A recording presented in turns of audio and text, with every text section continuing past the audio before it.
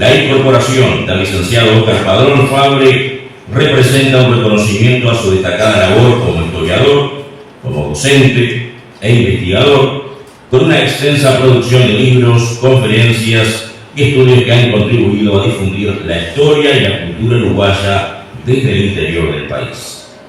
Este nombramiento simboliza también una apertura de la Academia Nacional de Letras hacia el interior de nuestro país, valorando a quienes, como licenciado Padrón Fabre, trabajan con constancia en la investigación, la docencia y la difusión cultural, cuya trayectoria y compromiso representan con orgullo la fuerza cultural de nuestro departamento.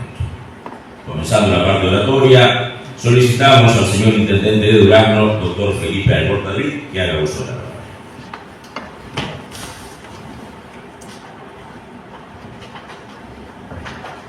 Muy buenas noches. Hola, ahora sí. Muy buenas noches a todos los presentes. Muy buenas noches, señor historiador Gerardo Caetano, en tu nombre a la Academia de Letras del Uruguay. Querido amigo Óscar Padrón Fabre, gracias también a ti por generar esta instancia en la cual, como duranenses, realmente estamos muy honrados. De alguna manera, tengo que ser agradecido de ser contemporáneo tuyo, creo que todos lo estamos.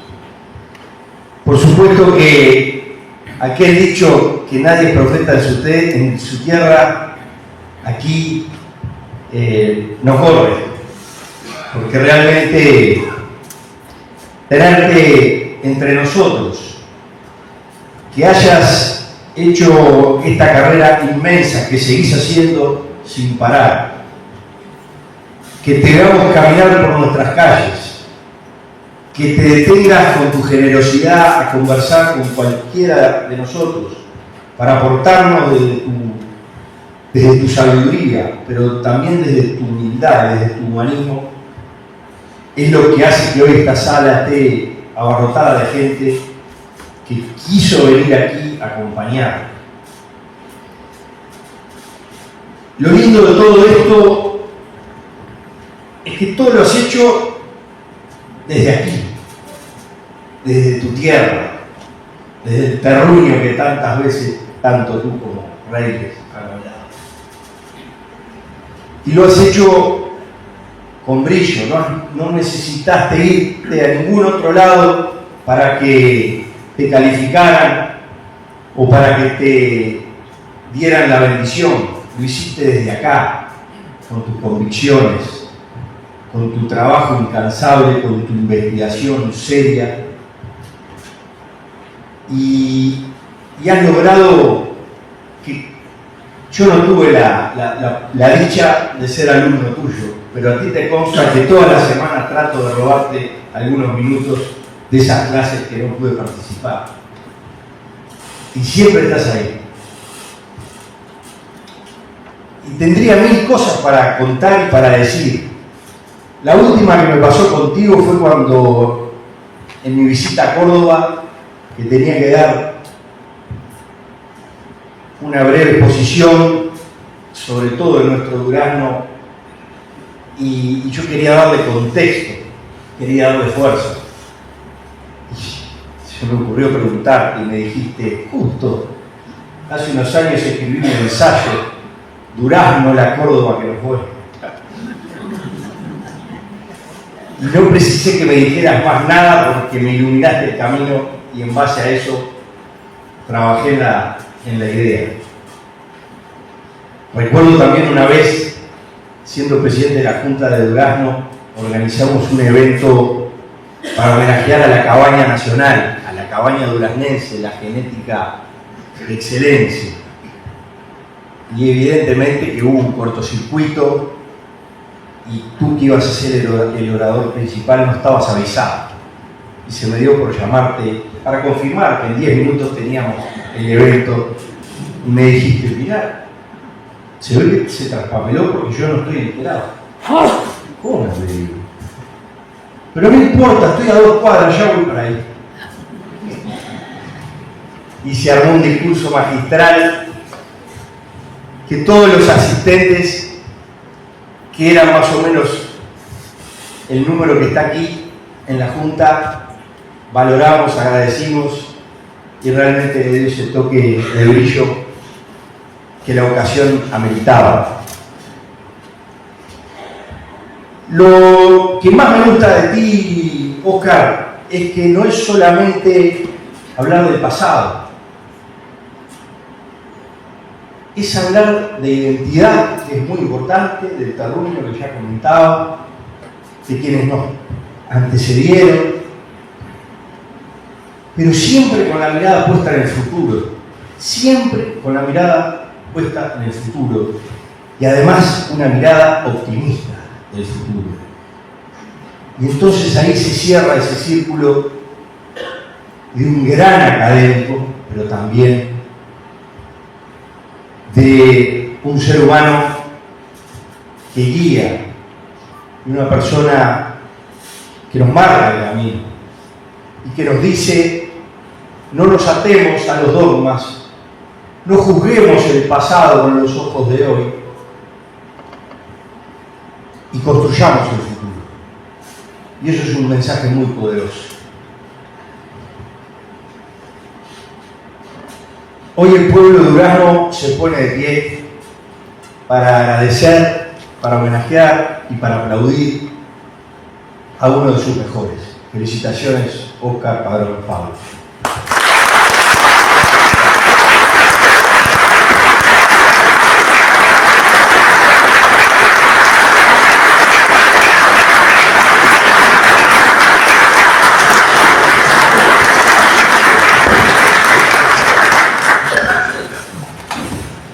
Acto seguido, hará uso de la palabra el presidente de la Academia Nacional de Letras, el académico, doctor elector y politólogo Gerardo Caetano. Buenas noches. Bueno, qué decir. La verdad que es una ocasión maravillosa. Es un hito para nuestra academia. Nuestra academia se funda por decreto ley en el año 1943, o sea, tiene más de 80 años. Y queremos relanzar una orientación que yo creo que es una orientación absolutamente decisiva para el futuro del país. No es discursiva, y el ejemplo es lo que estamos haciendo hoy. Hoy estamos recibiendo no solamente a uno de los mejores de la gente, estamos recibiendo a uno de los mejores uruguayos. Estamos recibiendo nada menos, y en Durazno, porque de eso se trata, a mi querido amigo, pero a mi admirado Óscar Padrón Fabre. Ustedes saben que Durazno tiene una muy rica historia, no necesito decirlo. Es una ciudad cargada de marcas del pasado. Juan Justina de Rosa, que me acompaña junto con Magdalena Coll, me preguntaba cuando veníamos por aquí qué especial tenía la catedral de Durazno, después, nada menos que el año 10. Es una señal sobrecogedora. Esta semana para nosotros fue sumamente importante. Tuvimos una intensa actividad. El martes relanzamos en una nueva edición 1000 dichos, refranes, locuciones y frases del español del Uruguay. Y a partir de este libro maravilloso, de la revisión de este libro maravilloso, quisimos homenajear a alguien como José María Gualdía, una figura gigantesca que murió este año, de acuerdo a la cédula, a un mes de cumplir los 100 años.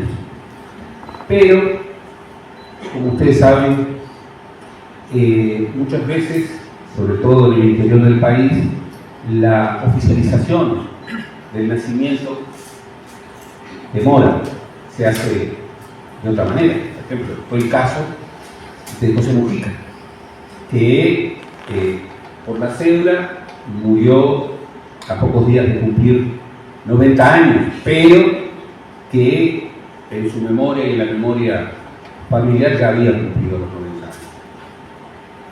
Ayer, en la sede de la Fundación Mario Benedetti, incorporamos a una nueva académica como Tatiana Oroño, en el marco de un acto realmente formidable. Tatiana Oroño, una poeta. Y hoy, y quiero dejar esta marca de rumbo, hoy no es solamente la incorporación de otra, es también la profundización de una pauta que queremos continuar, que queremos profundizar, radicalizar en el mejor de los sentidos, ir a la raíz, que es, bueno, la descentralización también, y tal vez sobre todo, tiene que ser cultural. Y los primeros que tienen que incorporar esa dimensión son los montevideanos, que muchas veces vivimos con un sentido de frontera equivocado. Como diría Netol, tenemos la visión de frontera transatlántica y por eso cometemos el error gigantesco de decir que nos vamos para afuera cuando nos vamos para adentro. Y tenemos que reorientar hoy, tal vez más que nunca, la mirada hacia el adentro, la mirada hacia el territorio, incluso más allá de las fronteras, no para quitarle vigor a nuestra nación, que portamos con enorme orgullo, sino para compartir esa soberanía que, para ser defendida hoy, tiene que asociarse con sus vecinos. Y hacerlo desde una visión integral de la cultura, en donde, bueno, nuestro rol fundamental es no conservar, sino incorporar esa vida intensa, inacabada e inacabable del lenguaje, de esa lengua maravillosa que portamos con orgullo, el español, la lengua materna de más de 630 millones de personas. Hace muy poco participamos en el Congreso Internacional de la Lengua, realizado en Arequipa, la ciudad natal, nada menos que de Mario Vargas Llosa. Y tuvimos una convención previa en Lima, a propósito de algunos núcleos que hoy marcan la brújula fundamental del horizonte estratégico del español, la inteligencia artificial, la interculturalidad, la manera de asociar la diversidad, que es una lengua, con la protección que requiere comunicación. América Latina ha sido uno de los continentes con mayor número de lenguas. Estuvimos en Perú, había 200 lenguas ancestrales. Hoy solamente quedan el español que vino con la conquista, que eran dos lenguas fundamentales de la etapa precolombina, prehispánica, que es el aymara y el guaraní, y queda de alguna manera algunas otras decenas de lenguas en la selva. Y hay que vitalizar el español, pero hay que cuidar esas otras lenguas. Y la única manera de cuidarlo, sobre todo de América Latina, es desde la genialidad de la mezcla. Hemos sido siempre mezcla. Nuestro barroco no es la copia del barroco español. Es una construcción nueva. Para hacerlo, necesitamos afirmar identidades. Cuando hablamos de identidad, estamos hablando de parecerse y diferenciarse, de un doble movimiento. Para ser uruguayos, como somos, necesitamos parecernos, comunicarnos, encontrar signos de pertenencia común, pero también preservar diversidad. Por ejemplo, aprender cómo no se habla igual en las regiones y en los departamentos del país. La semana que viene, Magdalena Kohl y un grupo internacional va a estar justamente en una operación, en una aventura maravillosa. Va a estar recorriendo el país, buscando esa dimensión de las aulas, esa dimensión de la diversidad, que este país, que solemos ver tan homogéneo, revela en su diversidad. Y diversidad es un signo de vitalidad. Pero para hacerlo, tenemos que afirmar también nuestras razones para seguir juntos, para andar juntos, incluso con otros. En el guaraní hay dos palabras para referir a nosotros. Una es oré, que es nosotros contra los otros. Y otra es ñandé, que es nosotros con los otros. Hoy, para inscribirnos en este mundo tan incierto, necesitamos ñandé en América Latina. Y ni que hablar que necesitamos ñandé en Uruguay. El primer signo de nuestra pertenencia nacional es la república. Nosotros reivindicamos la nación como república. Para nosotros el presidente es el presidente de la república, no es el presidente de la nación, es el presidente de la república. Y nuestro banco país es el banco de la república, no es el banco de la nación. Y esto que podría alguien calificar como un particularismo provincial, no lo es. No lo es. Es un signo de vitalidad de nosotros. Una muestra. Queríamos que hoy estuviera entre nosotros mi amigo, el presidente, porque para nosotros quienes han ejercido por el voto popular, el soberano, quienes han ejercido la primera magistratura, son presidentes. Por eso digo, el presidente Julio María Sanguinetti quería que estuviera, y él quería estar. Lo que pasa es que el presidente a sus 89 años está demasiado vital. Entonces hoy tiene, en la mañana tuvo una actividad periodística y en la noche está presentando un libro en una galería de arte de Montevideo. Pero no quería estar ausente, como lo sabe nuestro querido amigo Oscar. Y entonces le envía a Oscar Padrón Fabre esta carta, que yo voy a leer y entregar. Es una carta personal para Oscar.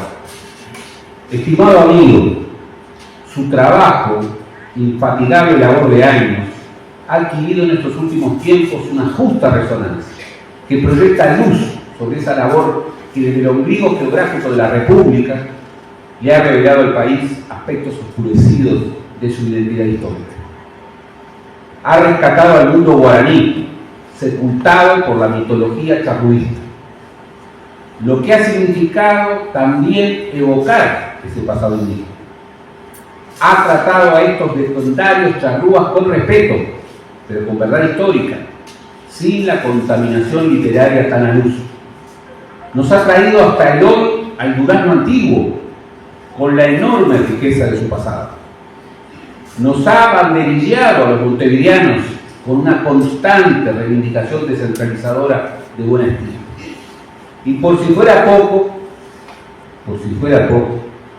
le ha mostrado al Uruguay el rol fundacional de Fructuoso Rivera en la configuración institucional, el artiguismo que, luego de ver desvanecida la utopía confederal, bajo su liderazgo se hizo posible en una república independiente.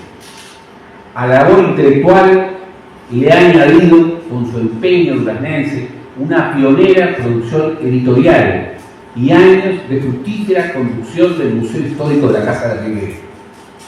Y no sumo más cosas, como podría, para hacerle simplemente llegar mi regocijado reconocimiento por la distinción que recibe. Con amistad, Julio María Sanguinetti.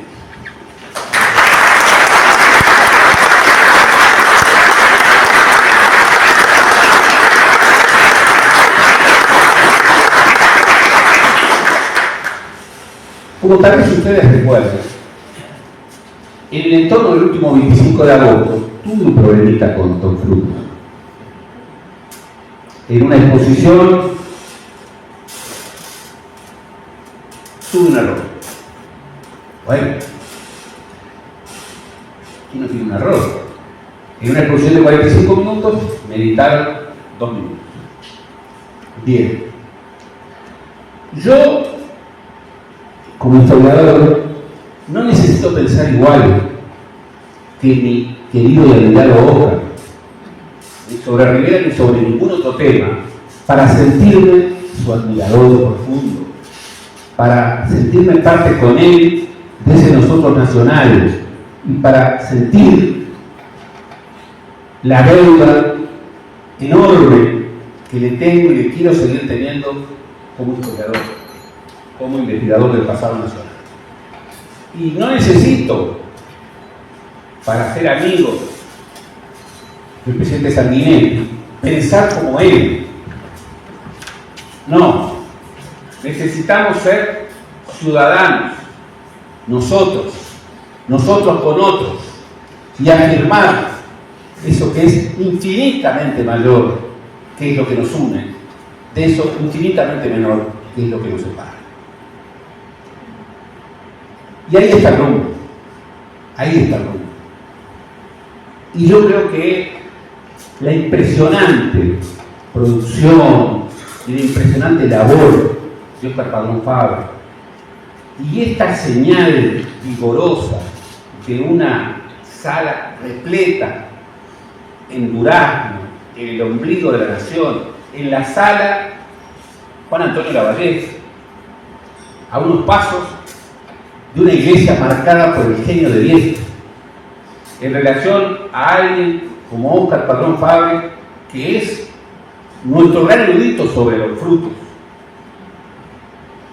No febrera ese rumbo. Nuestra academia quiere transitar ese rumbo. Y para transitar ese rumbo, volvemos a las raíces.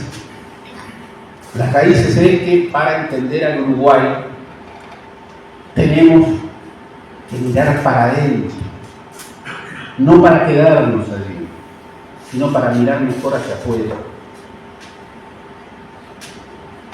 La obra de Óscar Padrón Fabra es realmente impresionante. Para mí es uno de los honores más grandes que pueda tener como académico, como presidente de la Academia Nacional de Letras, haber impulsado y estar hoy regocijado por la incorporación de este maestro a nuestra institución.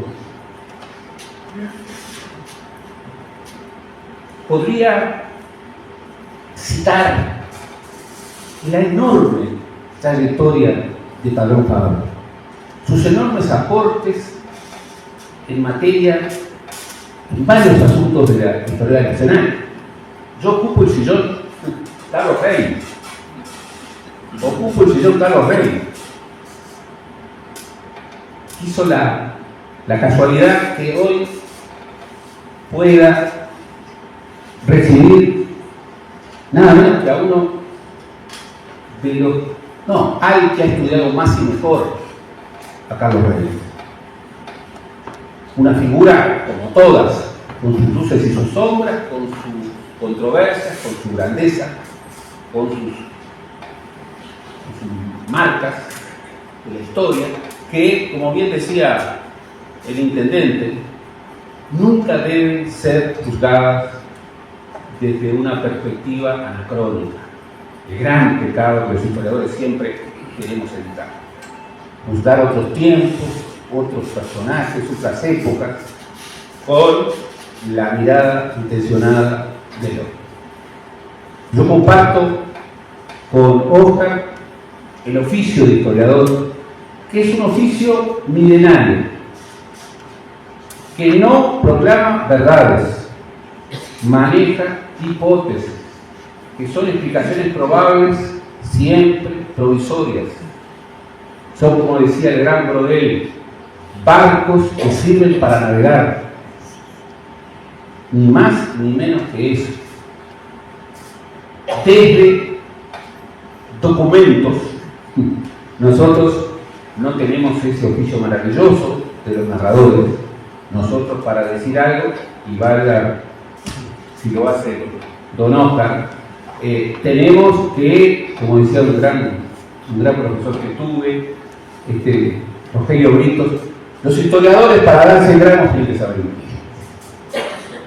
Tienen que saber mentir. Bueno, Óscar, como los buenos historiadores, tiene que tener 1 kilo de documentos para mostrar 100 gramos. Y por supuesto, como decía otro maestro, Juan Pibel, devoto, siempre guardamos los mejores documentos para la réplica. Lo cual nos hace peligrosos. Ojo con los historiadores. Siempre guardamos los mejores documentos para la réplica.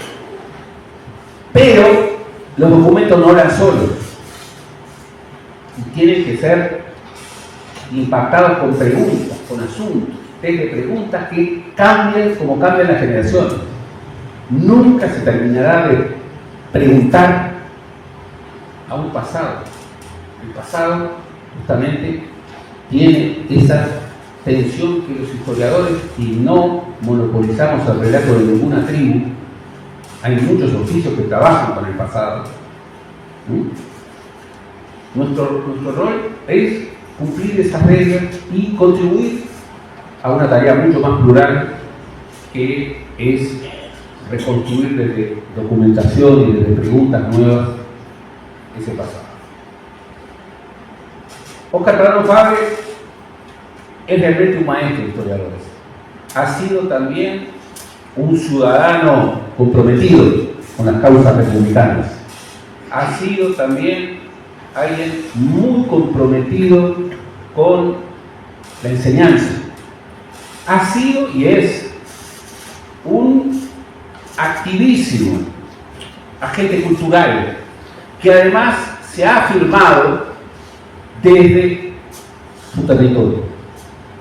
Por eso, hoy venimos a Durazno para brindarle nuestro homenaje y para incorporarlo, para incorporar a ella su vitalidad, a sus redes, a sus historiadores, compañeros de la región, a que contribuyan con nosotros a esa tarea maravillosa, que es, bueno,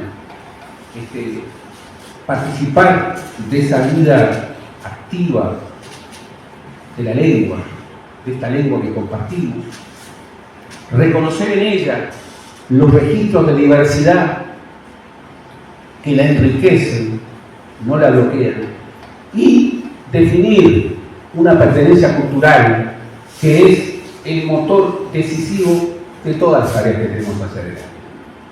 Por eso, Óscar tengo un enorme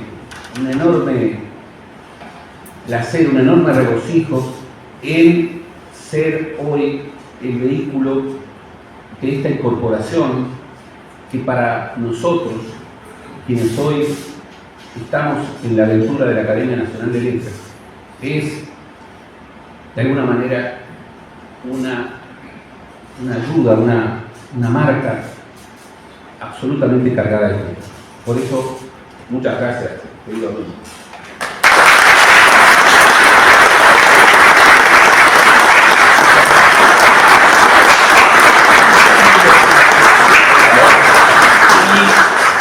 Y nosotros, cuando incorporamos a un académico,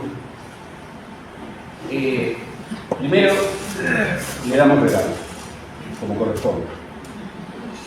Le vamos a regalar, seguramente ya lo tiene, pero esta es la última edición, la reedición de 1000 dichos, en el año en el que José María Valdía, que supo ser integrante de esta academia, falleció. Le regalamos la revista de la Academia Nacional de Letras, su último número de diciembre. Le damos nuestro pin. Yo soy espantoso poniendo pin, que voy a pinchar, no es el caso, y te vamos a hacer entrega del diploma que confirma simbólicamente su incorporación a nuestra vida.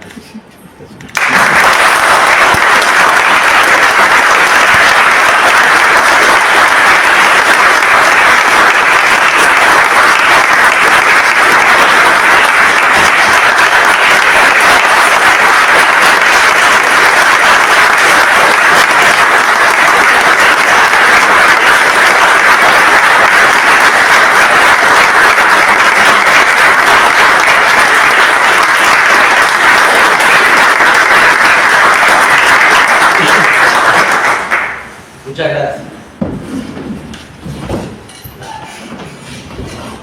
¿Y Cuando- los regalos? Bueno, después viene el salario, pero lo discutimos después. Ahora viene el pago. Cuando hablamos con Oscar hace unos días del diseño de esta ceremonia, yo le preguntaba cómo te presento, Oscar. Y en esa humildad que lo caracteriza, él decía, no hablé mucho del currículum. Y yo voy a apoyar al sentimiento de rebeldía, Oscar, y no te voy a hacer caso. Es muy extenso el currículum de Oscar. Traté de resumirlo, y si bien todos los que estamos acá lo hacemos en reconocimiento a Oscar y conocemos más que de sobra su trayectoria, pero también para que tomemos conciencia de la importancia de alguien que se ha destacado a nivel nacional y que es orgullo de todos los duracenses. El licenciado Oscar Padrón Fabre es investigador en historia uruguaya y regional, así como en patrimonio cultural, docente en enseñanza media y terciaria, licenciado en historia por la Universidad de la República y ha realizado diversos cursos de especialización en áreas como historia, patrimonio cultural y museos en Uruguay, España y Bolivia. Fue director de museos de la Intendencia de Durazno, también director de cultura, integrante de la Comisión de Patrimonio Cultural Departamental, director del sello editorial Tierra Adentro, dedicado a la temática histórica y cultural. Ha actuado también como asesor en temas históricos y patrimoniales para empresas públicas y privadas. Fundador de la Junta Regional de Historia y Estudios Conexos de Durazno y miembro del número del Instituto Histórico y Geográfico de Uruguay. Miembro correspondiente del Instituto Histórico y Geográfico de Río Grande del Sur y de otras instituciones académicas del exterior. Integra también instituciones dedicadas a estudios sobre el pasado de Uruguay y la región. Resultado de sus investigaciones son varios los libros y numerosos artículos publicados en revistas especializadas de Uruguay, Argentina, Brasil, Paraguay, Italia, México y Perú. Esto es solo un pequeño resumen del extenso currículum de Oscar, y me da mucha alegría que en en el discurso que nos regalaba el presidente de la Academia se mencionará esa visión que hay que tener del Uruguay, de Montevideo hacia el interior. Porque si hay un luchador incansable de esa mirada que siempre lo está diciendo en las entrevistas o en algún discurso, es el licenciado Óscar Padrón Fabri. Y Óscar, en tu discurso de ingreso a la Academia, has elegido el tema de Carlos Reyes y el gaucho florido, y todo este público está expectante de escucharte. Felicitaciones y te escuchamos. Muchas gracias.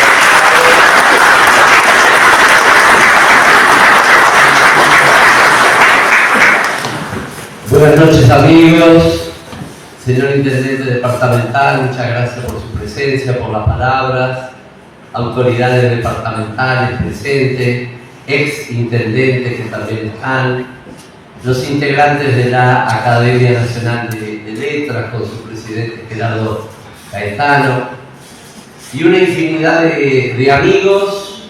Hay gente que se ha venido de Sarandí del Chi, de Sarandí Grande, de Florida, de Flores, de Las Brujas, de Paso de los Toros, de Carlos Reyes, no sé si dije Flores, sí, pero ahí me debe estar, y Montevideo, gente que vino también de Montevideo, que nos adoptamos en algún momento como vecinos de Durazno, levantan vuelo, pero el Durazno queda en algún lugarcito del alma.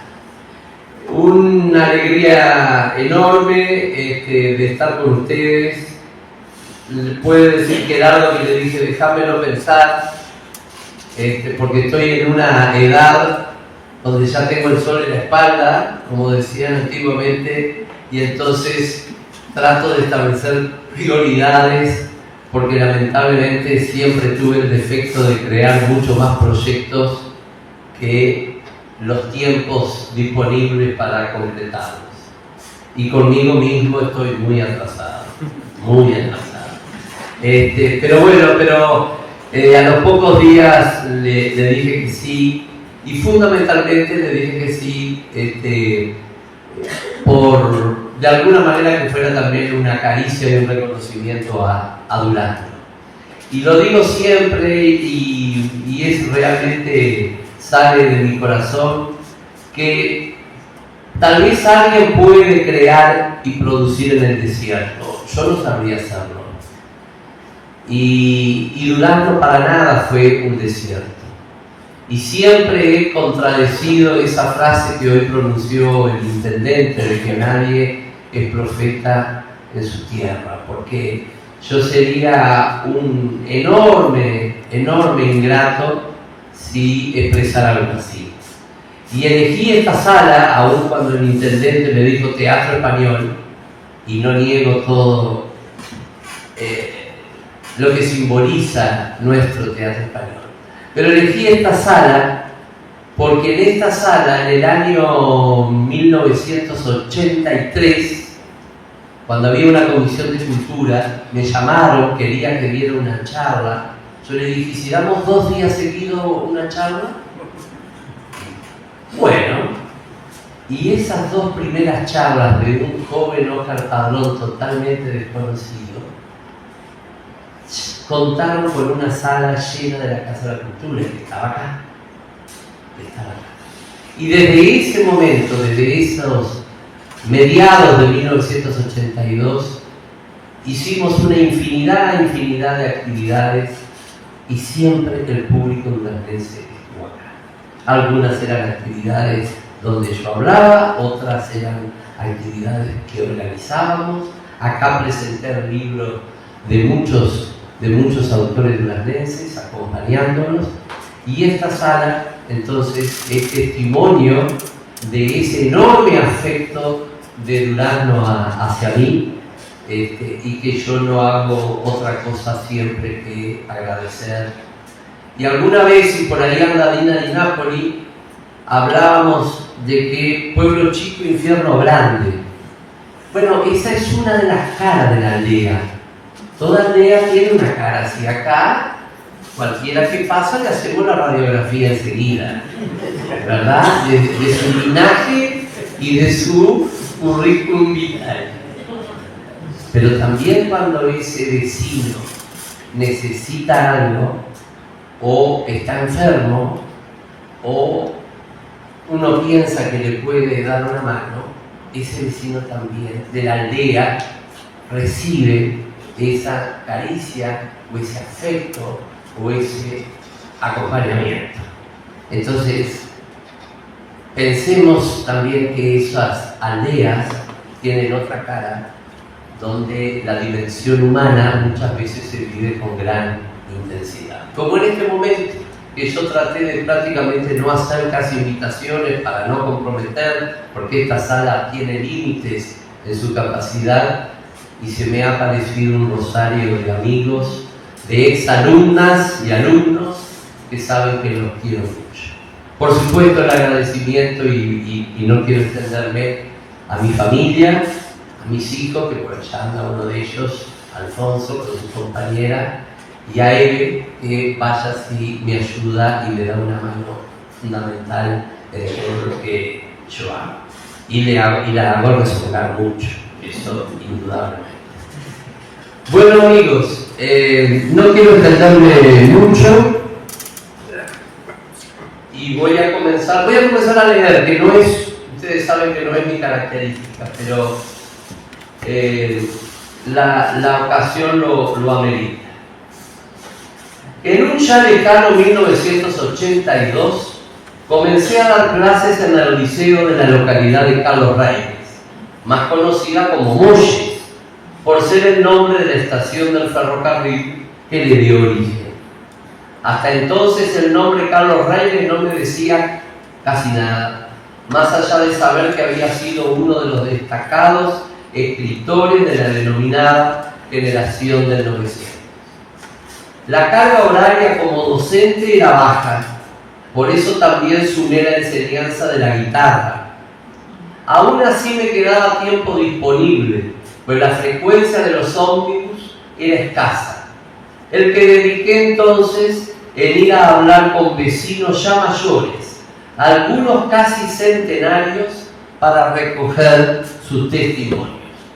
Dos temas centraron mi interés: la búsqueda de descendientes de indígenas, que iba a concluir en Sangre Indígena en el Uruguay 4 años después, y la historia de Durazno, con el propósito de continuar la labor realizada por figuras como el doctor Huáscar Parayada y el profesor Pedro Montero Flores.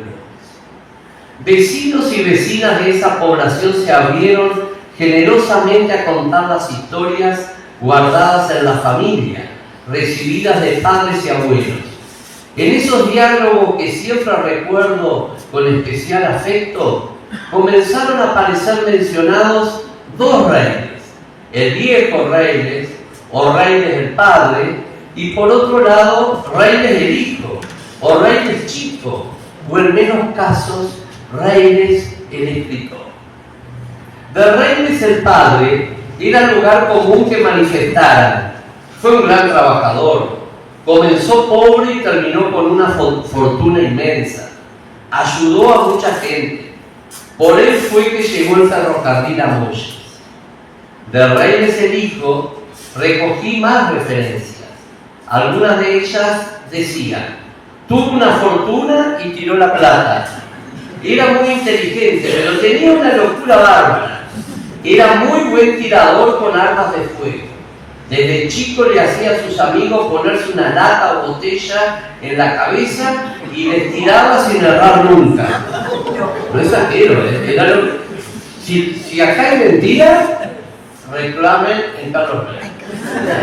Le gustaba mucho la música española, traía artistas a su estancia que llegaban en ferrocarril hasta Molles. Algo que llamó la atención desde el primer momento: los vecinos, cuando me hacían sus relatos, no parecían estar rememorando cosas perdidas en el tiempo, sino sucesos casi cercanos. Un episodio se repetía en todos los casos: era la balacera que tuvo Reyes el hijo en la estación.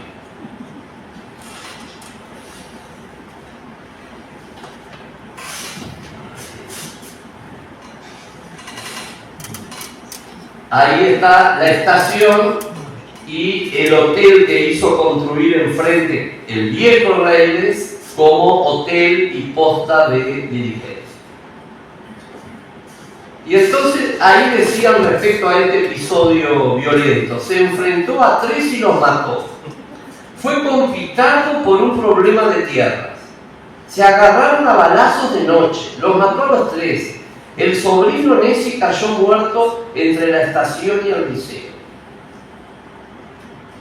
Un día fui llevado a ver un mueble verde que existía en la estación. Se notaba que le faltaba un trozo en uno de sus cantos. Y me dijeron, ese pedazo se lo arrancó una de las balas del tiroteo de esa noche. Claro, después venía la tarea del investigador, colocando todo ese corpus de oralidad sobre el seguro piso de la cronología histórica. Fue entonces que, lecturas e investigación mediante, supe que Reyes padre se había llamado Carlos Genaro Reyes Lorenzo y que había nacido en San Carlos. Por eso llamó a una de sus estancias La Carolina. Fue hijo de Genaro Reyes, natural de Manchester, dice algún registro parroquial, y de María Lorenzo, una carolina de raíces azorianas. Carlos Genaro había nacido en 1825. Estamos para las coincidencias, porque estamos en el bicentenario de su nacimiento, falleciendo en Montevideo en 1886.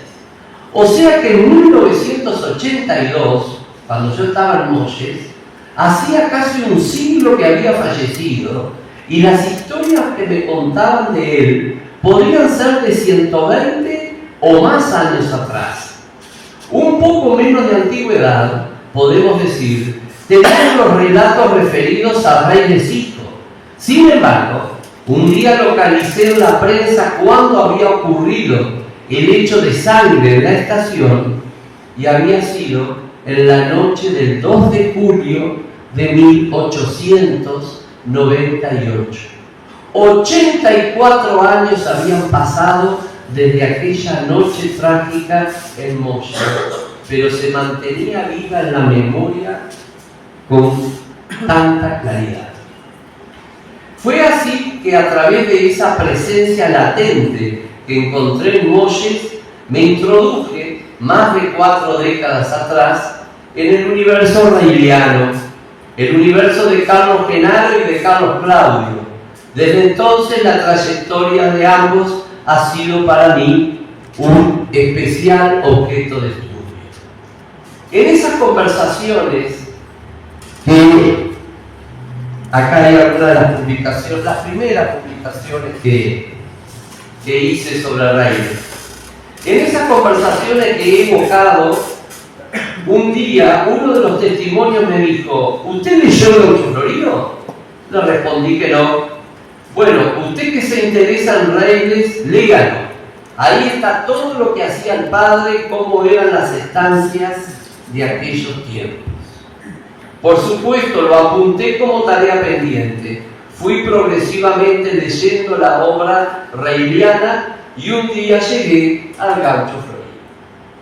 Es una novela que publicó en 1932, cuando Carlos Claudio tenía 64 años de edad. Había nacido en Montevideo en 1868, pero muchas veces se lo identificaba como duraznense, por haber desarrollado aquí buena parte de su labor. Incluso en su niñez y juventud vivió por temporadas a una cuadra de aquí. El actual edificio de la escuela número 2 era la Casa de los Reyes. Precisamente en ese año 1932, nuestro escritor Orlando Aldama, desde las páginas del Pago, bregaba para que Durano le rindiera un homenaje a Reyes, por ser, decía Orlando, su departamento. Era un hombre que había tenido una vida intensa y difícil, pese a las apariencias. Por la fortuna que tuvo, se lo calificó muchas veces de niño bien en su juventud y de bon vivant en su adultez. Sin embargo, merece recordarse que perdió a su madre cuando tenía 8 años. Sus únicos 2 hermanos, menores que él, fallecieron también a corta edad. Y su padre muere de cáncer cuando Carlos Claudio tenía 17 años. En un lapso de 9 años quedó absolutamente solo. Ahí está Reyes Claudio, el mayor, acompañado de sus 2 hermanitos. Uno de ellos murió de enfermedad y el otro murió a la salida de la escuela, corriendo una carrera con el petizo, se cae y se golpea contra un poste y muere. Respecto a su fortuna, es cierto que heredó mucho capital, pero era solo una fracción de lo que su padre poseía al fallecer. Esta sensible disminución se produjo por la generosidad del testamento, que dejaba una enorme cantidad de beneficiarios, dando en la época lugar a comentarios y suspicacias. En concreto, cuando asumió el control directo sobre la herencia, ésta se había reducido sustancialmente. Un gran tajo judicial le llamó él.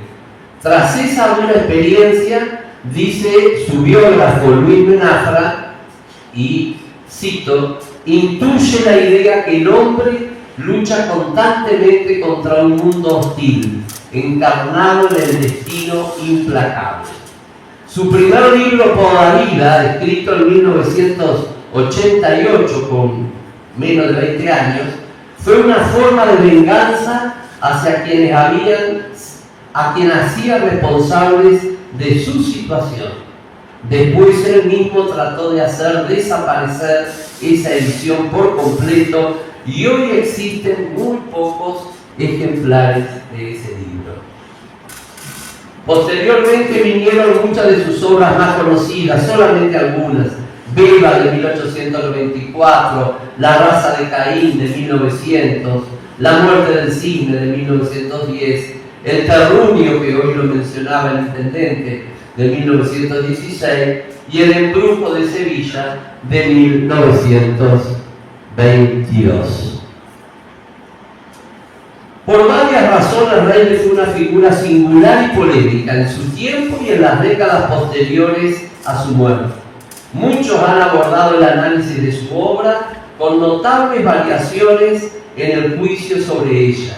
Entre los autores uruguayos pueden mencionarse, omitiendo muchos nombres, y voy a mencionar solo los apellidos: Crispo Acosta, Guillermo Muñoz, Lerena Acevedo, Roslo, Zunfelde, Luisi, Montero Bustamante, Menafra, Jean Díaz de Acevedo, Benedetti, Guillot Muñoz, Gervasio, que eran todos hermanos, Rama, Ardao, Rela, Martínez Moreno, Sergio Vizca, Sabini. Incluso uno de los últimos abordajes lo ha realizado Gerardo en su exitoso libro El liberalismo conservador, donde analiza el pensamiento político de Reyes. Hombre de carácter firme, altivo y difícil. Su biografía está marcada por varios episodios ríspidos. Gustaba decir: yo vivo mis ideas, las vivo pasionalmente, aunque eso moleste a ciertos ideólogos de invernáculo y a algún pobre diablo eunuco y libreto. También reconocía los riesgos de ese carácter impetuoso. Soy como un rayo. Lo malo es que a veces no sé dónde caigo. O sea que su dosis de humor también la tenía. Su obra como literato no puede separarse de la que realizó como productor rural, cabañero e ideólogo del gremialismo ruralista. En este último campo debe destacarse que fue quien, desilusionado de la actividad política partidaria en la que intentó incursionar, impulsó en 1903 el nacimiento de la Liga del Trabajo de Molles, institución pionera en su género, que se transformó en modelo de otras organizaciones de productores. A partir de esa experiencia también impulsó el nacimiento de una federación de instituciones agrarias, proyecto que lanzó en 1908 y finalmente se concretó con el nacimiento de la Federación Rural en 1915. En buena medida, gracias a él, es que Durazno ocupa dentro de la historia de la Federación Rural también un lugar de prestigio. A través de sus textos políticos, gremiales y literarios, que son muchos, Reyes definió un pensamiento con perfiles propios, bien acentuados, que generó resistencias radicales, pero también adhesiones fuertes. Para finales de los años 20, ya tenía serias dificultades económicas, pese a que en la década de 1930 ocupó algunos cargos oficiales. Esos contratiempos económicos no cesaron hasta su muerte en Montevideo el 24 de julio de 1938. Ese mismo día falleció Pedro Figari. Sobre esa singular coincidencia, Fernán Silva Valdés escribió su romance para la muerte de Carlos Reyes y Pedro Figari, que comienza diciendo: Carlos Reyes y Figari murieron el mismo día, Pedro Figari el pintor y Reyes el novelista. Reyes el de los toreros, Reyes el de los caudillos y Figari el de los cuadros con episodios nativos. Reyes el de las saetas, vuelo de palomas místicas, Figari el de los candombes con lunas de pesadilla. Respecto al libro que nos ocupa, ya en declaraciones publicadas en la prensa en 1929, Reyes manifestó que estaba escribiendo una obra que iba a llamarse El Gaucho Florido. Trabajó en ella en los años siguientes y en 1932 se publicó en Uruguay, agregándole a modo de subtítulo explicativo la novela de la estancia cimarrona y del gaucho crudo. En las declaraciones que realizó en 1929, señaló que este nuevo trabajo en buena medida iba a tener el carácter de sus memorias, y efectivamente lo tiene. Como toda obra literaria, permite ser abordada desde diversas perspectivas y con distintos propósitos. En mi caso, el interés ha estado centrado tanto en el carácter autobiográfico como en su valor como testimonio histórico de la evolución de la producción agropecuaria y de la sociedad rural en la segunda mitad del siglo XIX y primeras décadas del país.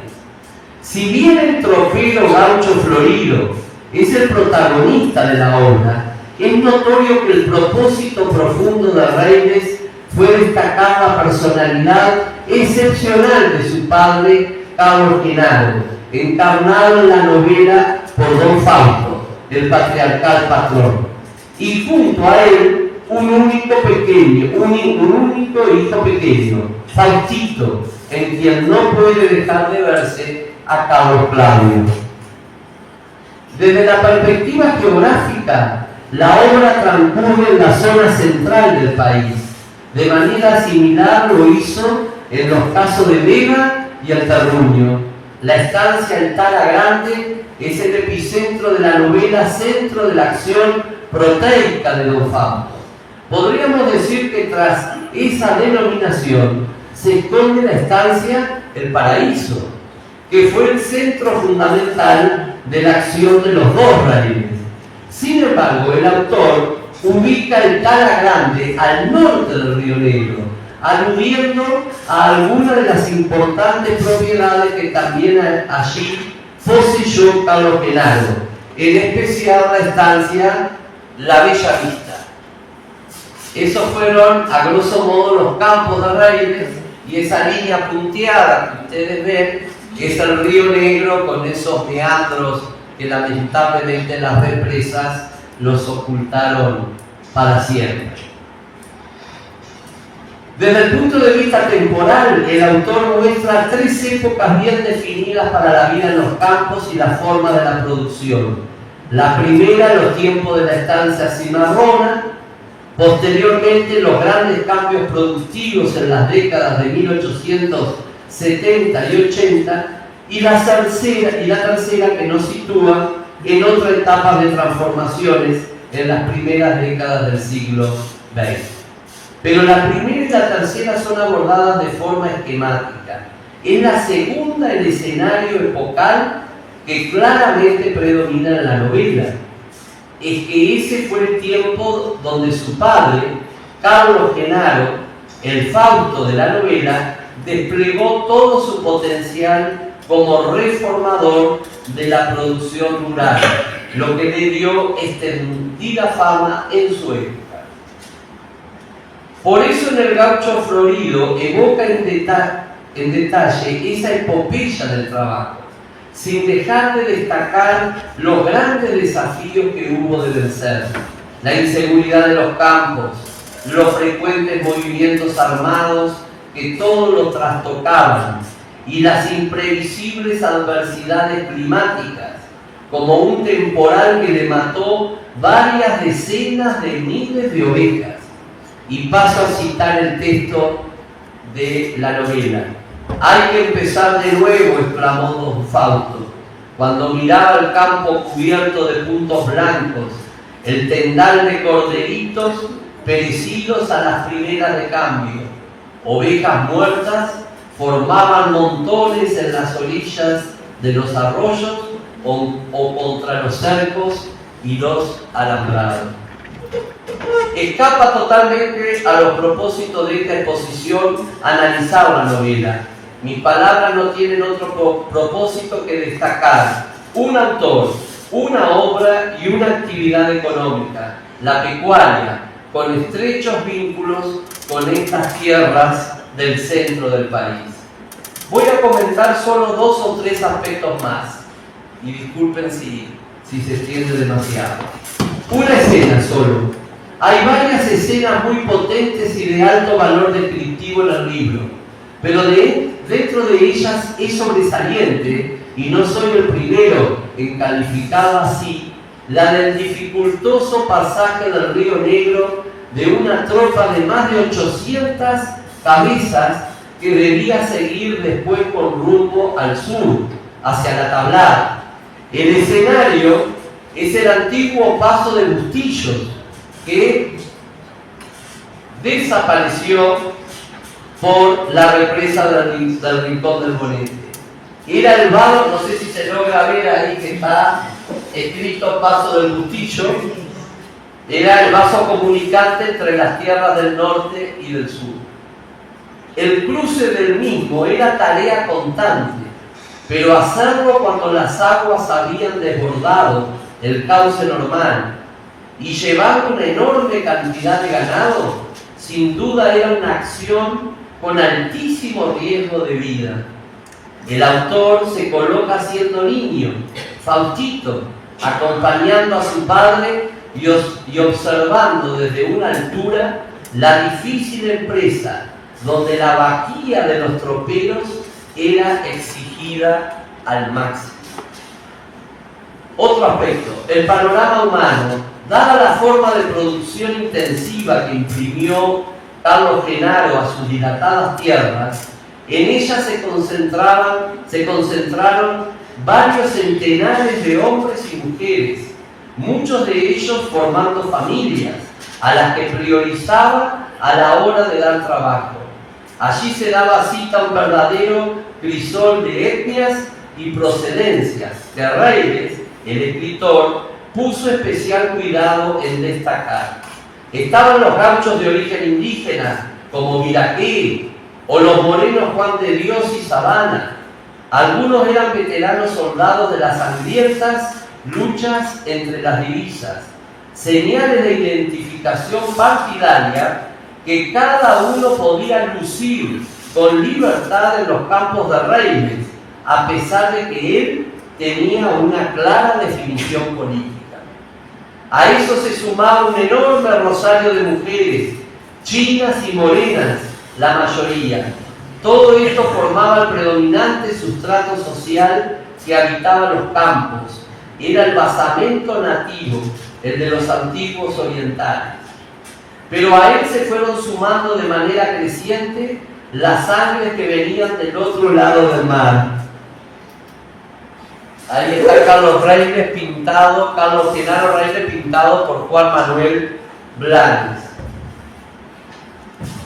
Extranjeros a los que el Reines padre atrajo con especial empeño, pues eran portadores de saberes que no dominaba la población gaucha.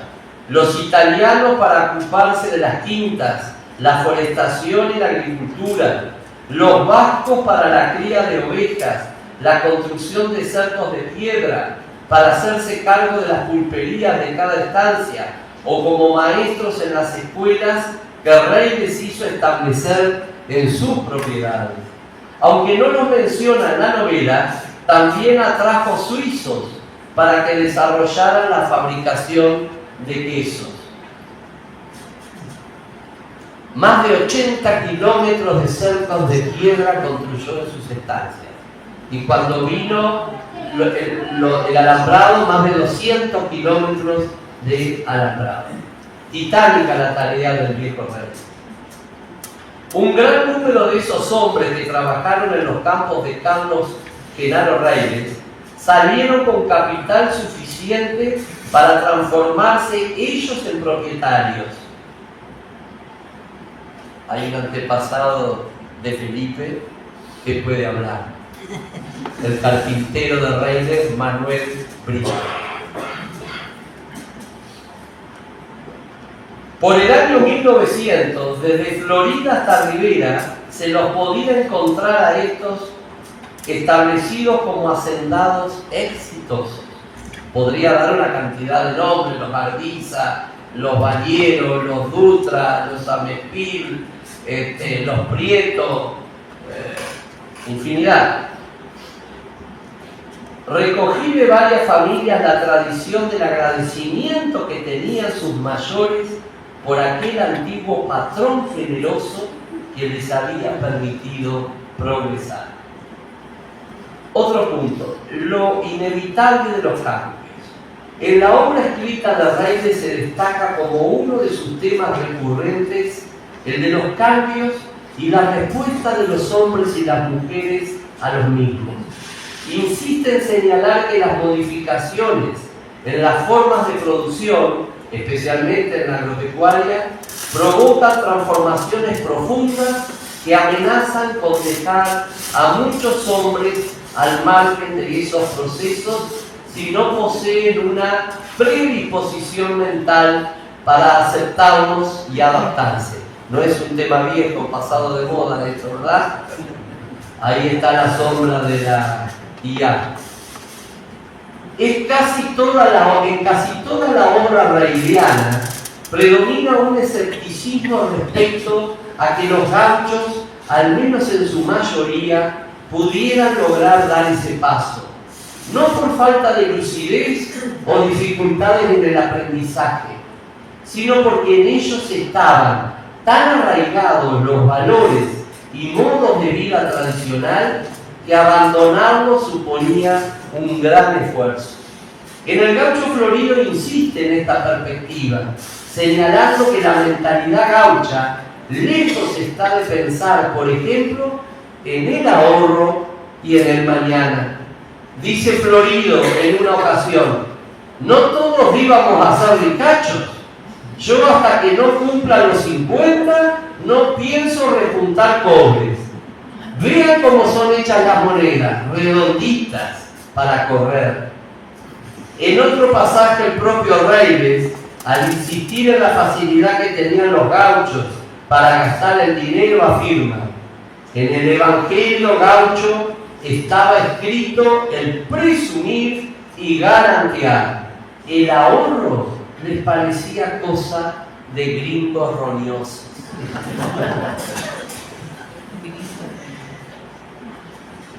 En el diario íntimo de Reines, llevado en los años en que redactaba la novela, nos enseña con diafanidad lo que pretendía decir a través del protagonista. En abril de 1931, un año antes de la publicación, registró en su diario: Florillo es el prototipo del gaucho cristalizado inadaptable a otro medio y por lo tanto sin futuro, no quiere ser otra cosa que lo que es. No quiere ser gringo, el sumiso, el esclavo, el que ahorra vintén a vintén.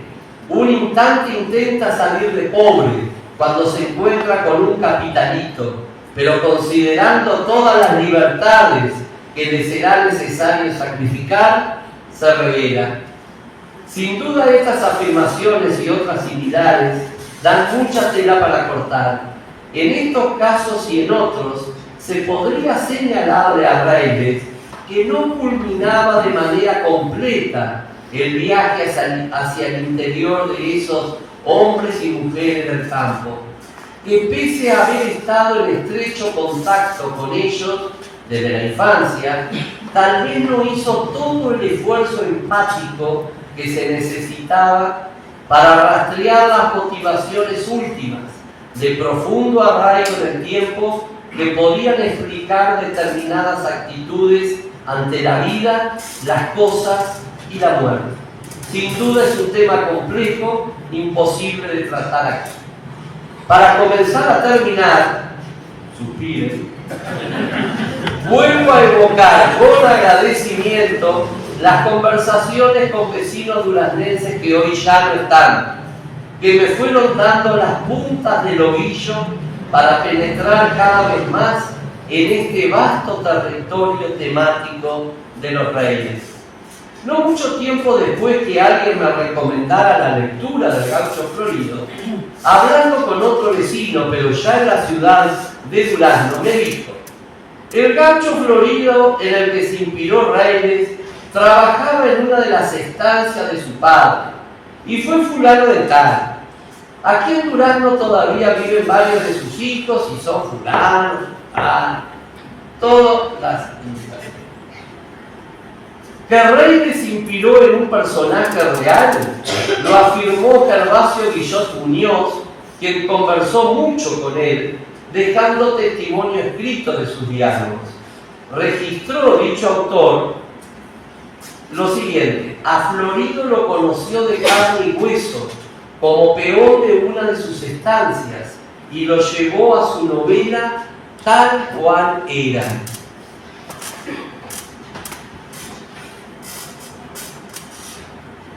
La última. Localicé a esos familiares. Varios de ellos eran vecinos del barrio donde nací y me crié. Le habrá pasado también a Gerardo de decir, cuando uno se entera que determinada persona que conoció tenía vínculo con otro tema, capaz a veces ha muerto, ¿cómo me lo perdí? ¿Cómo me perdí de recoger ese testimonio? Bueno, en ese caso tuve suerte. Hablé con ellos y recogí una interesante información que en parte ya publiqué en los 2 tomos de Durazno Antiguo. El paisano que sirvió de modelo a Reyes fue don Rudecindo Turbán. En la sala hay familiares de él.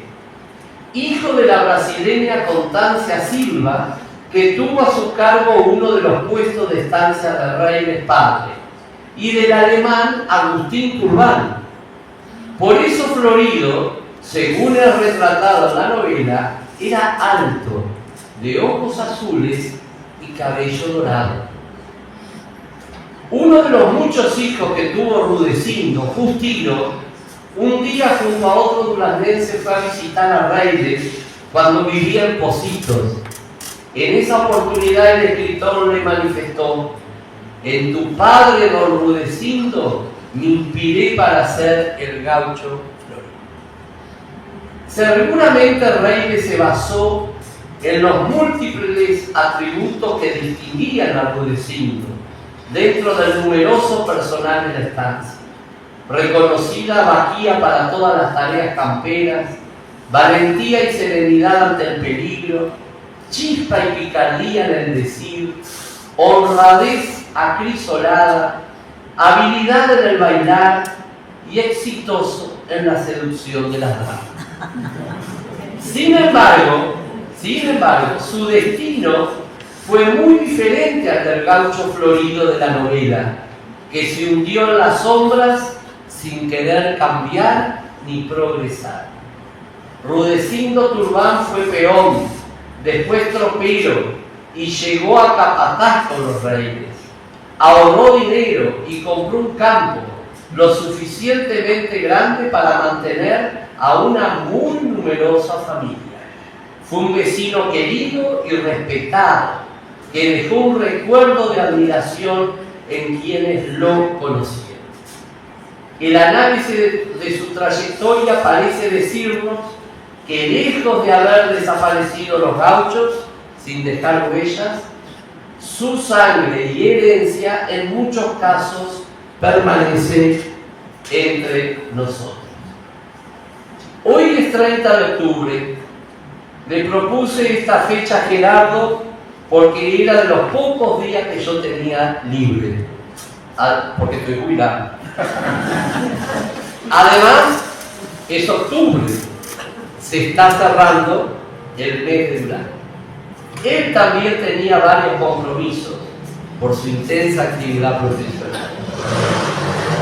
Una o 2 semanas después, con asombro, y hasta este momento me sorprende, me di cuenta de algo. 30 de octubre es el día de nacimiento de Carlos Claudio Reyes. Nació hace 157 años. Muchas gracias.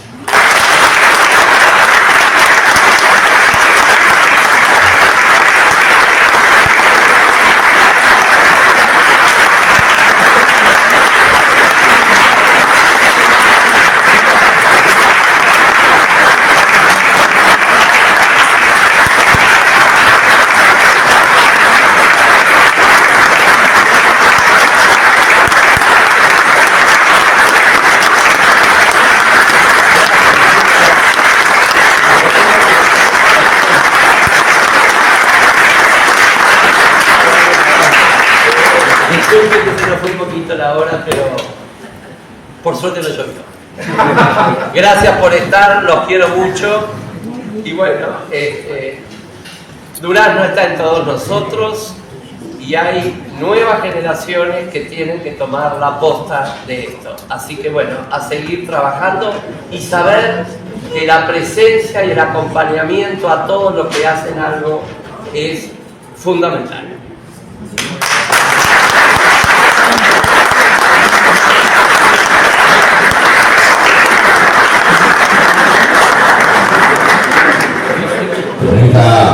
Con esta ovación de pie.